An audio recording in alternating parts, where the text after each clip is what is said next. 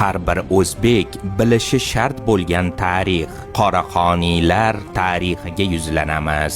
Somoniylar hukmronligiga chek qo'ygan, butun tariximizda burilish yasagan va hukmronligi mintaqamizning taxtlar o'yini seriali bo'lgan Qoraxoniylar tarixi nihoyatda muhim. Agar taxtlar o'yini Markaziy Osiyoda suratga olinganida, Qoraxoniylar sulolasi bu serialning birinchi mavsumini to'liq egallagan bo'lardi.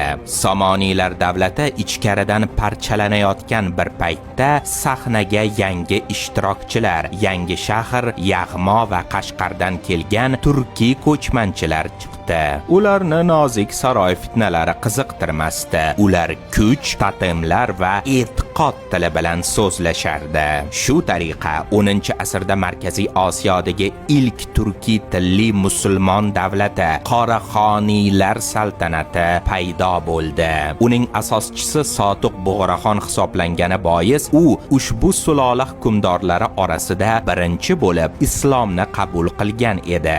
Biroq bu shunchaki diniy tanlov emas, balki hokimiyatning yangi modeli edi. Ko'chmanchi jangchi va islom xalifaligi bir shaxsda mujassamlashgandi. Qoraxoniylar buzg'unchi sifatida emas, balki yangi tartib o'rnatuvchilar sifatida keldilar. Ularning unvonlari ham afsonaviy jaranglarda. Arslonxon, Bug'roxon, Tamg'ajxon. Ular qadimiy turkiy an'analarni islomiy institutlar bilan uyg'unlashtirishdi.